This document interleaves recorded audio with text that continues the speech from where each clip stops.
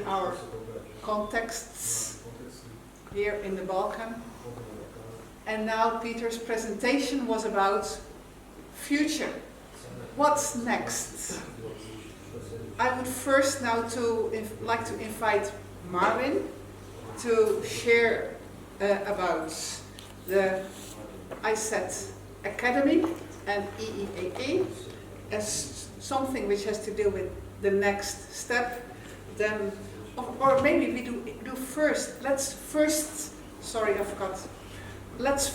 have some reports from the small groups to see what was going on, what you have been discussing. Just briefly, there were 3 groups, there were 3 scribes, and I would like to ask the scribes to briefly report, and if possible also then hand in the written report. May I ask the scribe of group number 1 to just give a brief report? It may be shorter than 7 minutes this time. Which group is 1? The Croatian Bosnian. There is a microphone there. That's easier for translation. I think the question was asked, does every school need to do everything? What is the kind of the point when we discussed, I think, particularly the schools that have been shrinking and where they are, the challenges they are facing. So does every school have to do everything? And there was mentioned that the EEAA allows for a consortium approach. And there are some examples of schools having different, like one school handling all the preaching classes for another school. We heard a story from Bishop Kovacic about waiting on God and seeing a partnership in church planting really as a source of change. We talked a little bit about concrete steps towards nurturing partnerships, about ways that schools could partner to work in the field. If schools are helping in churches, they will meet prospective students.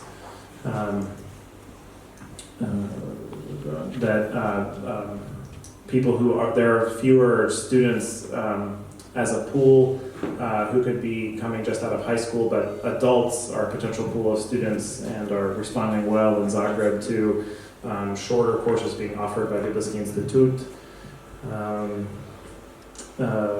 Fyodor said cooperation requires an illogical approach. You have to do some things that seem crazy at first in order to open things up. And I thought a great example of that is that the seminary in Kiev, their primary language of instruction has still been Russian, even though politically today that's an extremely hard thing to do. But by having instruction in Russian, they open up their student body to all over CIS and the area.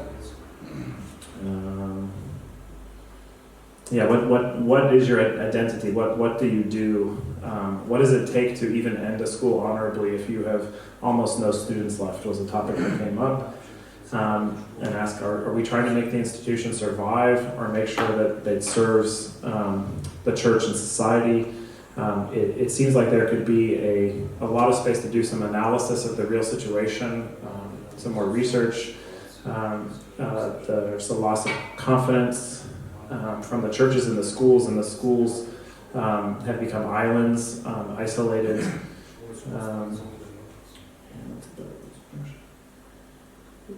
Encouraging students to stay part of their congregations, to have a very strong, high standard for student involvement in churches in order to maintain the relationships with churches better.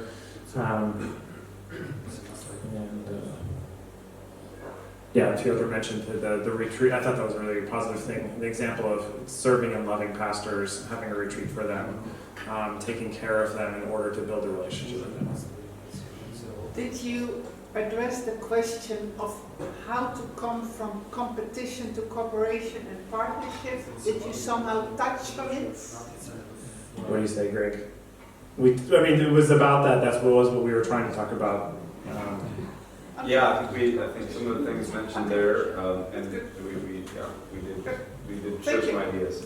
Then I think we turn to Bulgaria, Macedonia, and Albania. Who Yeah, was we this? have an English, an American English Italian man who speaks for us. What is it? Juliana, right? No, She left. this is, Oh, I thought you meant me. Yeah, there's the thing. Oh, Marvin. Okay. Yeah, I was the only one willing to write, so, That's good. so in That's imprecise wonderful. English. So we first of all had a bit of a brainstorming around the question of whether competition is necessarily always bad, and that sometimes it can actually be healthy. It can be stimulating. It can move us to do things better as we compete with each other. Now, obviously, we're all for cooperation, but sometimes competition can be good. Then we discussed, we kind of moved around the topic, but several obstacles to cooperation came out. One was my theological seminary attitude. You know, this is my baby, this is my thing, and someone actually spotted the vice and pride behind perhaps some of that. It's easier to work alone than it is to work together. And there's the African proverb, I believe, that says, "He that walks alone walks faster, he that walks together walks further," something like that. We also talked about the fact that there are theological differences that can actually be obstacles to partnerships and to working together. The theological colleges will represent different theological traditions, and to partner together and to cooperate can create issues of theological disagreements, and that can even trickle over into churches that may lose confidence in the theological college, because if I'm going to send my student to be a Pentecostal pastor in a school that he's studying together with Baptists and Lutherans and who knows what other evils in the world, you may not send your students there. Someone spotted out that obstacles are probably more to do with the character of the leaders of the theological colleges than with theological issues. There's usually character issues involved. Someone said about obstacles, again, the trust of the church and of the missionaries in sending students to a multi-denominational theological setting, and also the issue of foreign funders, of money that is coming from abroad for very specific purposes to fund a specific church or theological college that has a specific label attached to it, and the funding is conditioned to using it for that particular label, so that makes it difficult to say, well, let's partner together. And so then we just had a few thoughts on what cooperation might look like. Faculty sharing, student mobility, contribution of different strengths of different schools, shared digital training products. This was a thought we also had, that moving to online education, whether we like it or not, some of that is going to be part of our futures. It removes one further reason for having different theological schools, which is geography.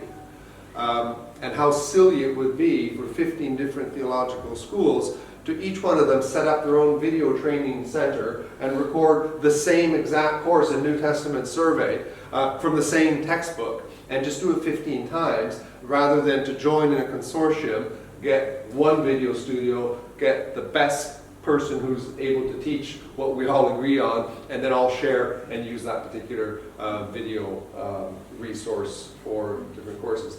And finally, just to build on what Padush said, I think our final sort of brainstorm that we all kind of waltzed out of the couches with was the idea to actually build on the Nazarene model in the Balkans, and perhaps start aiming low with a certificate program in theology and peacemaking that could be shared by a consortium of schools in the Balkans, create the program together, have it accredited by EAA on the model of the Nazarene College, and use that as a model to see, can we work together on a shared program across the Balkans. If you did that, I can tell you there's probably no other region in the world that is doing that.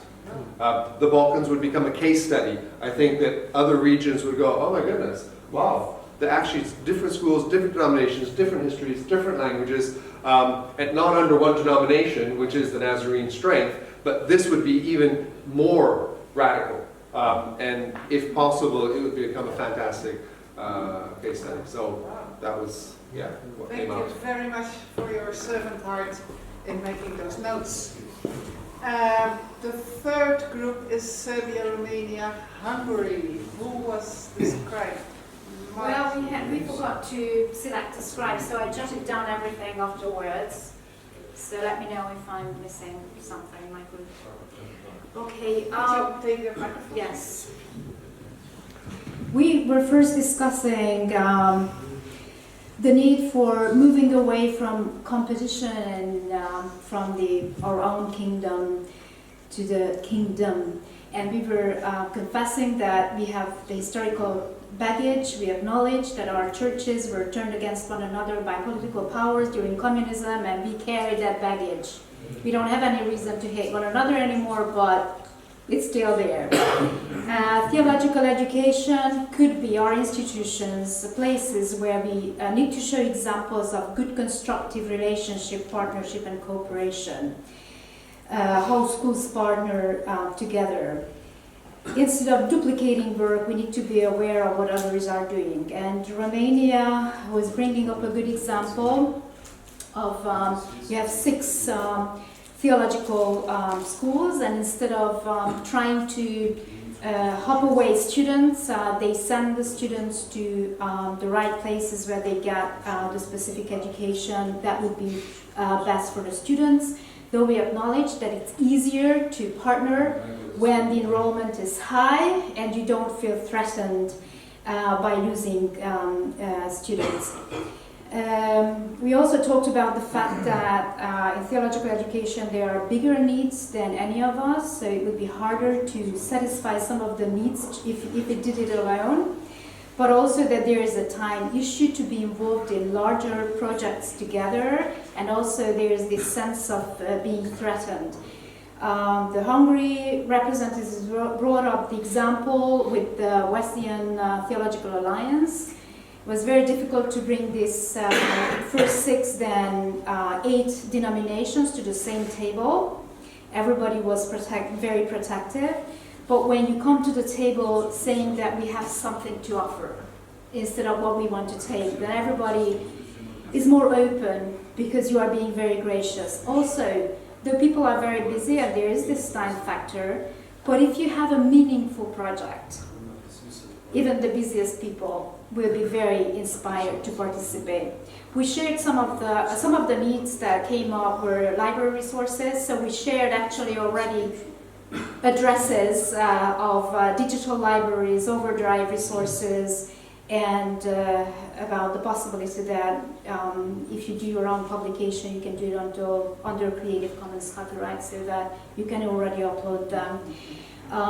We then discussed together Serbia's situation where the government will not want to give them accreditation even though they meet all the requirements, and they don't even recognize the degrees, the very proper European degrees that they bring from other countries.